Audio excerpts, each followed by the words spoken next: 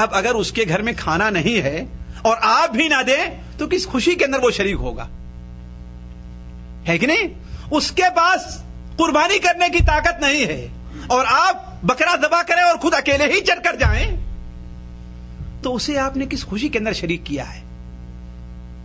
کس خوشی میں شریک کیا آپ نے؟ تو اسلام نے اس چیز کو بھی مد نظر رکھا ہے اور آپ کے عید کے دن آپ کے بعد مالوں کے اندر وجوبی حق غریبوں اور مسکینوں کا قرار دیا ہے. مثال کے طور پر عید الفطر کے موقع پر صدقہ فطر ضرور دینا ہے، واجب ہے دینا. اور کس کو دینا ہے؟ مسکین کو دینا ہے. اسی لیے امام ابن تیمیہ رحمہ اللہ کہتے ہیں کہ صدقہ فطر صرف مسکین کا حق ہے بس. زکات تو اور لوگوں کو دی جاتی ہے نا. زکات کتنے لوگوں کو دی جا سکتی ہے؟ 8 قسم کے لوگ ہیں، ہے نا. لیکن صدقہ فطر جو ہے وہ صرف غریب اور مسکینوں کو دیا جائے گا. کیوں؟ اس لیے کہ وہی عید کے دن اس کے زیادہ حقدار ہیں، یا جو لوگ مسکینوں اور فقیروں کے حکم کے اندر ہوں گے. اسی لیے دیکھیں سب سے بہترین موقع صدقہ فطر کا صدقہ اور خیرات کرنے کا کون ہے؟ رمضان المبارک کا ہے. کیوں؟ اس لیے کہ اس مہینے کے بعد جو غریبوں کی عید، غریبوں کی بھی عید آ رہی ہے، ان کی بھی عید ہو جائے. تو عرض کرنے کا مقصد اللہ تبارک و تعالی نے ہماری عید میں غریبوں کا حصہ ضرور رکھا ہے. صدقہ فطر ہر آدمی کی طرف سے کتنا دینا ہے؟ کم سے کم جی یہ ریال کہاں سے آپ لوگوں نے لے لیا؟ ریال کون کہتا ہے؟ ہاں 2.5 سیر جو، گیہوں، کھجور، جو کچھ بھی دے دیں. یہ بات واضح رہے کہ صدقہ فطر کے اندر پیسہ دینا مرجوح مسلک ہے. کسی بھی صحابی سے، کسی بھی تابعی سے گلہ کے علاوہ پیسہ دینا ثابت نہیں ہے. فرض رسول اللہ صلی اللہ علیہ وسلم صدقۃ الفطر اور زکات الفطر من طعام. طعام کے اندر اور کھانے کے اندر آپ نے صدقہ فطر کو فرض اور واجب قرار دیا ہے. اسی لیے صدقہ فطر جو دیا جائے گا وہ گلے سے دیا جائے گا، نقدی دینا جائز نہیں ہوگا. یہ بات نوٹ کر لیں اور ذہن میں رکھیں اپنے آپ. نقدی دینا صرف ایک صورت میں جائز ہے، وہ یہ ہے کہ جس شخص کو آپ دے رہے ہیں اسے آپ وکیل بنائیں کہ آپ کی عید کی نماز پڑھنے سے پہلے وہ صدقہ اس پیسے سے گلہ خرید کر کے غریبوں اور مسکینوں کو دے دے. غریبوں اور مسکینوں کو دے دے. یعنی آپ اسے پیسہ نہیں دے رہے بلکہ کیا دے رہے ہیں؟ وکیل بنا رہے ہیں کہ آپ کی طرف سے وہ گلہ خرید کر کے دے دے. تو یہ بات ذہن میں رہنی چاہیے کہ صدقہ فطر صرف گلے یعنی اس چیز میں واجب ہے جو انسان کھاتا ہے کہ نہیں؟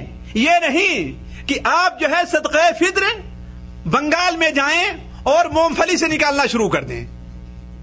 اس لیے بنگالیوں کی غذا کیا ہے؟ مونگ پھلی ہے کہ چاول ہے. یعنی جس جگہ کی عام کھانا جو چیز ہو اس سے صدقہ فطر ادا کیا جائے گا.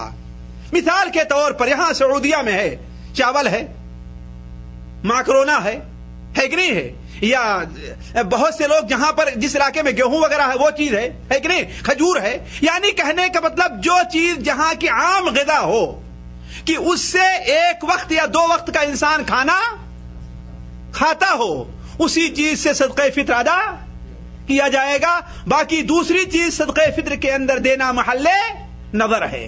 تو عرض کرنے کا مقصد یہ ہے کہ اللہ تبارک و تعالی نے صدقہ فطر اسی لیے واجب قرار دیا ہے تاکہ غریبوں کا. اسی لیے حضرت عبداللہ ابن عباس کی جو روایت ہے، اللہ کے رسول صلی اللہ علیہ وسلم نے ارشاد فرمایا کہ یہ صدقہ فطر مسکینوں کا کھانا ہے اور تمہارے روزے کے اندر جو کچھ ادھر ادھر کی باتیں ہو گئی ہیں اس کے لیے پاکی کا سبب ہے. صدقہ فطر کی ایک بڑی حکمت، بہترین حکمت ایک عالم کی زبان ہم نے سنا، بلکہ پڑھا ایک جگہ. عالم نے لکھا ہے کہ جو مقام نماز کے اندر سجدے سہو کو حاصل ہے کہ نماز میں جو کوتاہی ہو جائے کس سے پورا کیا جاتا ہے؟ سجدے سہو سے. وہی مقام صدقہ فطر کو روزے کے لیے حاصل ہے کہ روزے کے اندر جو کوتاہی ہو جاتی ہے. اس لیے دوستو آپ یقین مان لیں, کوئی بھی انسان ہو, کتنا بھی بڑا پارسا بننا چاہے, اللہ تبارک و تعالی کو جیسی عبادت مطلوب ہے بہت مشکل ہے کہ ویسی عبادت کر جائے وہ انسان, بہت مشکل ہے. ذرا ایک نقطے پر غور کریں آپ, نماز پڑھنے کے لیے کھڑے ہوتے ہیں کس کے لیے؟ اللہ کے لیے. کس کے سامنے کھڑے ہوتے ہیں؟ اللہ کے. اگر آپ اپنے مدیر کے سامنے کھڑے ہوں اور آپ سے کوئی بات وہ کہہ رہا ہو تو آپ کا دماغ ادھر ادھر کہیں جائے گا سوچنے کے لیے کہ جائے گا؟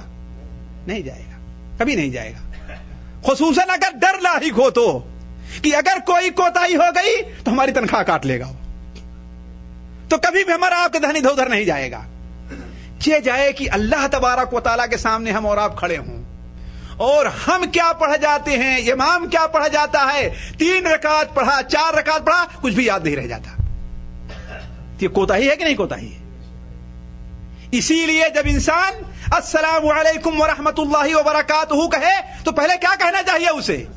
استغفر اللہ, استغفر اللہ. یعنی اے اللہ تعالیٰ جو کوتاہی ہم سے ہو گئی اسے تو معاف کر دے, ہم سے جو کوتاہی ہو گئی ہے اسے معاف کر دے. تو کوئی انسان کتنا بھی پارسا بننا چاہے وہ جب روزہ رکھے گا تو روزے کی شان کی خلاف ورزی کچھ نہ کچھ ضرور ہو جائے گی. کبھی کوئی بات غلط سن لے گا, کوئی چیز غلط دیکھ لے گا, کوئی بات غلط زبان سے نکل جائے گی, ہے کہ نہیں؟ اس لیے اس کا کفارہ کیا ہے, اس کے لیے سجدے سہو کیا ہے کہ انسان عید کی نماز پڑھنے سے پہلے پہلے صدقہ فطر ادا کرے. اسی طریقے سے عید الاضحیٰ کے موقع پر, عید الاضحیٰ کے موقع پر اللہ تبارک و تعالی ہمیں اور آپ کو حکم دے رہا ہے. اللہ تعالیٰ سورہ حج کے اندر ہمیں اور آپ کو 2 جگہ یہ حکم دیا ہے اللہ تعالیٰ نے کہ خود بھی کھاؤ اس قربانی کے گوشت کو اور غریبوں اور مسکینوں کو بھی کھلاؤ. خود بھی کھاؤ اور غریبوں اور مسکینوں کو بھی کھلاؤ. حضرت عبداللہ ابن عمر رضی اللہ تعالیٰ عنہ, حضرت عبداللہ ابن عباس رضی اللہ تعالیٰ عنہما, حضرت عبداللہ ابن مسعود کے بارے میں بھی آتا ہے. ان لوگوں سے ہے کہ یہ لوگ بیان کرتے ہیں کہ قربانی کے گوشت کو 3 حصہ کرنا چاہیے. قربانی کے گوشت کو 3 حصہ کرنا چاہیے. ایک حصہ غریبوں کا, دوسرا دوستوں کا, اور تیسرا تو غریبوں کو بھولا اس میں.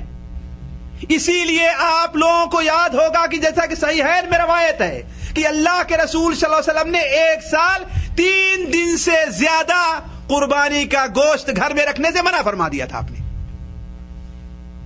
3 دن سے زیادہ قربانی کا گوشت گھر میں رکھنے سے منع فرمایا تھا, اس لیے کہ لوگ اونٹ کی قربانی کیا کرتے تھے تو گوشت کافی ہو جایا کرتا تھا, سکھا کر کے لوگ رکھ لیا کرتے تھے. اسی لیے بقرعید کے بعد جو 3 دن ہیں اسے کیا کہتے ہیں عربی زبان میں؟ تشریق, ایام تشریق.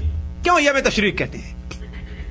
اس کی وجہ یہ لکھتے ہیں کہ شرق کے معنی چمکنے کے ہوتا ہے. تو جب لوگ قربانی کیا کرتے تھے اور گوشت کو کاٹ کر کے سکھایا کرتے تھے تو گوشت کے اوپر ایک باریک سی جھلی ہوا کرتی ہے اور سوکھنے کے بعد وہ چمکنے لگتی ہے. آزما لیجیے اسے آپ. گوشت کے اوپر ایک باریک سی جو سوکھنے کے بعد تو جب پہاڑوں پر رکھتے تھے تو چمکا کرتی تھی, اس لیے اس کا نام کیا رکھ دیا؟ ایام تشریق رکھ دیا ہے. تو اللہ کے رسول صلی اللہ علیہ وسلم نے 1 سال جب سخت قحط سالی کا موقع تھا, عید کے موقع پر اور حج کے قربانی کے موقع پر بادیہ کے علاقے سے لوگ امٹ پڑے مدینہ منورہ اور شہروں کے اندر ہے, تو آپ صلی اللہ علیہ وسلم نے منع فرما دیا کہ کوئی بھی شخص 3 دن سے زیادہ اپنی قربانی کا گوشت نہ کھائے, بلکہ جو بچ رہا ہے کیا کر دے, وہ غریبوں میں تقسیم کر دے. تو عرض کرنے کا مقصد یہ ہے کہ اسلام نے اس چیز کو بھی مد نظر رکھا ہے کہ غریبوں کا حق عید کے دن نہ بھولا جائے, اور اس چیز کو ہمیں اپنے سامنے رکھنا چاہیے ہمیشہ ہمیشہ. کون ایسا انسان ہے جس کے پڑوس میں کوئی بیوہ عورت نہیں ہوگی؟ کون ایسا ہے جس کے پڑوس میں کوئی غریب نہیں ہوگا؟ کون ایسا ہے جس کے پڑوس میں کوئی ایسا بچہ نہ ہوگا کہ اس کا باپ اپاہج ہو, غریب ہو, مسکین ہو؟ عید کے دن جہاں آپ کے بچے عید کے دن جہاں آپ کے بچے اچھے سے اچھا کپڑا پہن کر کے نکلیں گے، آپ کے بچے اچھے سے اچھا کپڑا پہن کر کے نکلیں گے، اس کے دل کے اوپر کیا گزرے گی؟ اگر آپ کے بچے وہاں اس جگہ پر ہوں تو آپ کے دل پر کیا گزرتی؟ تو کبھی اس چیز پر غور کیا ہم نے؟